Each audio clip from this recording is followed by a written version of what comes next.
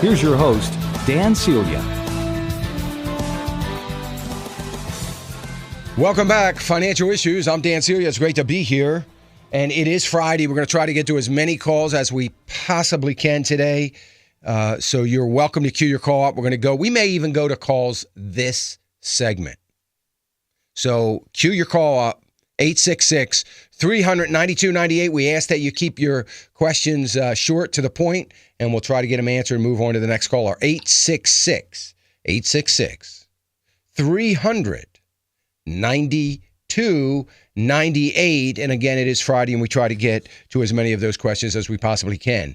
Yesterday, all the major indices closed in positive territory. The Dow was up 92. The NASDAQ, I'll tell you, the NASDAQ is having an unbelievable year. By the way, folks, just so you know, NASDAQ would be most of the technology stocks. Okay, so they're usually in the NASDAQ, so most of them are going to be covered in the NASDAQ. It's having an unbelievable year so far this year. It's up another 30 basically yesterday. The S&P up 11. So the market's feeling great about this economy. I mean, they're loving this economy right now, feeling very, very good about it. I don't know why. I guess because all of the bad numbers that we have received is due to the weather, and they're still talking about it. They're calling it,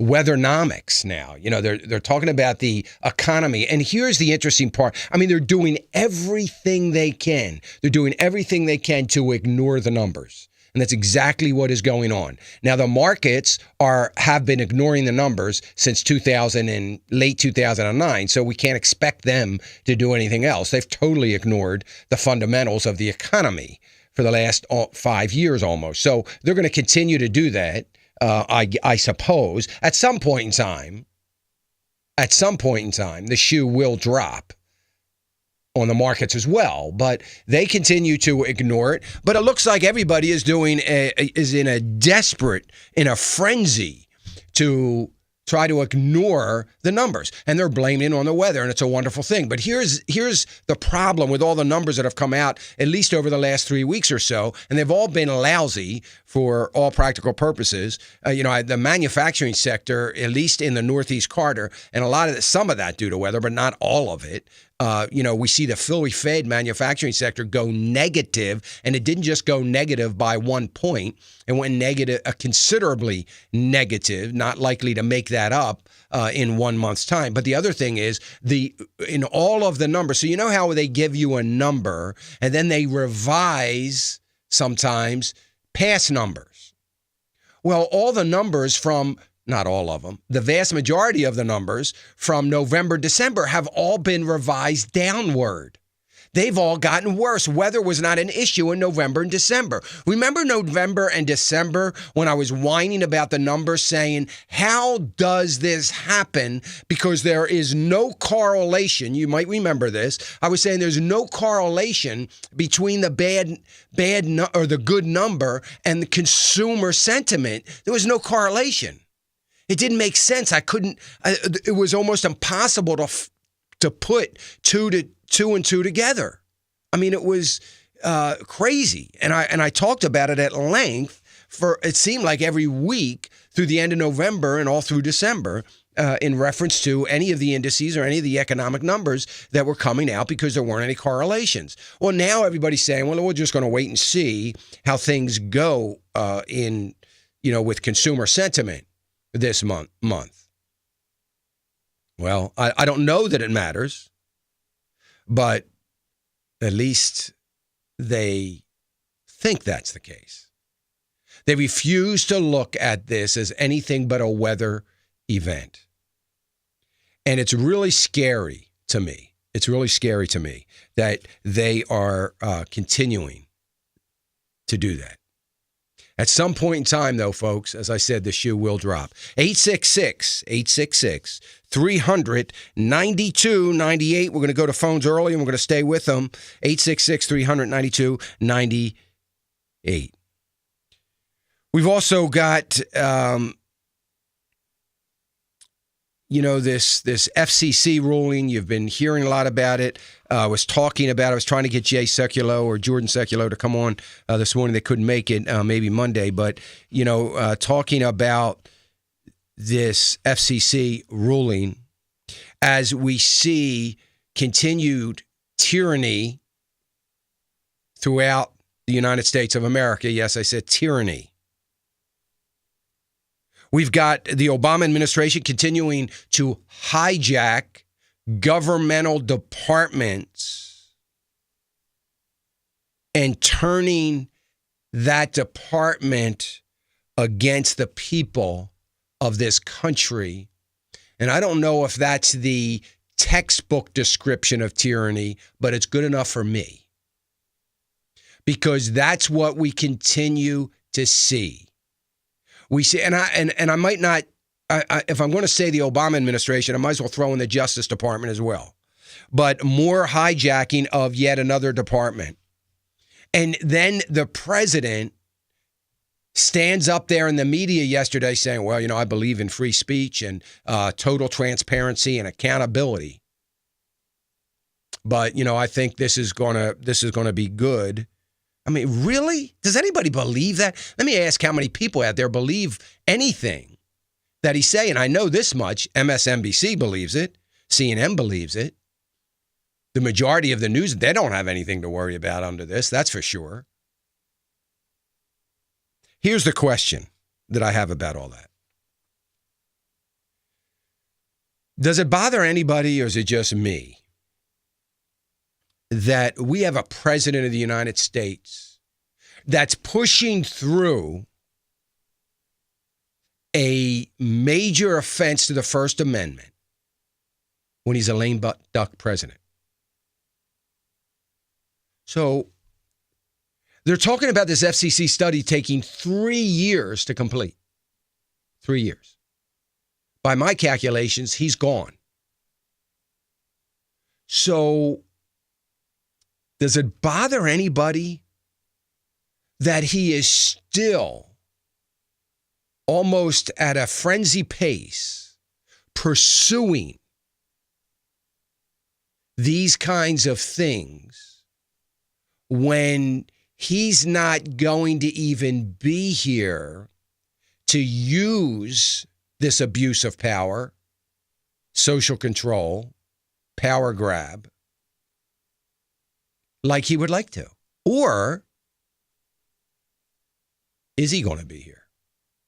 Is he going to be here? I don't know. I find it a little odd that this far left progressive agenda would continue to be pushed by a president who ought to just be worried, although I know he is, on hanging on to the Senate this year. His approval rating's gone up. So I sent out on Twitter that you might have seen the article from Gallup in reference to his approval rating going up a bit. And I basically said, hey, what does that mean? I'll tell you what it means. It means this whole climate change thing must be working. So I would suspect that we're going to be continuing to hear talking points coming out of the liberals in reference to climate change, because they're going to credit all those conversations as raising his approval rating. Well, preserve, protect, and defend the Constitution of the United States. That's what this president was sworn in to do. He made an oath to that. He's doing anything but that. So is that going to impact the economy? Of course it is. It already is impacting the economy. 866-300-9298. We're going to go to the phones early. Let me go to Veronica. Veronica's calling us from Arkansas. Hey, Veronica. Good morning, Dan. Thank you for taking my call. Sure. I had a question. I've been listening to your station for a couple of maybe months now, almost a year. Mm-hmm. And unfortunately, my husband passed away December, and we never had any kind of savings. He didn't have insurance, actually, so it was really hard on us this past December. And I just wanted to ask you, as a single mother, I hear you're so knowledgeable in so many kinds of savings, accounts, bonds. I just wanted to know if you could give me a suggestion on where I could start learning and from the bottom to the top, what I need to do as a single mom to start saving for my kids, for me. What would be my first direction, the right direction to go? Well, the first thing, Veronica, is to do what you just said, and that is to start saving. And so how many children do you have, Veronica? I have 3 children. Okay, so you're receiving Social Security benefits for those 3 children. No, I don't. I'm not receiving anything. Nothing at all. How old are they? Are they out of high school? No, they are. My oldest one is 13, and then I have a 12-year-old and a 7-year-old. Have you applied for that Social Security? Never.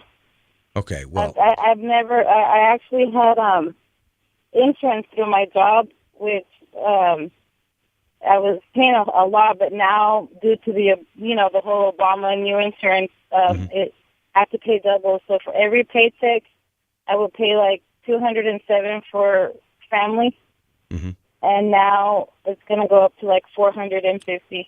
Well, Veronica, I don't know what to do. You know your children have the right to, and you need to apply for it as soon as possible. So Social Security benefits until they're out of high school or 18. And it's it would be a considerable amount of income to you. I'm going to throw out a number here. It may be a little more than this, a little bit less, but somewhere around $1,500 a month.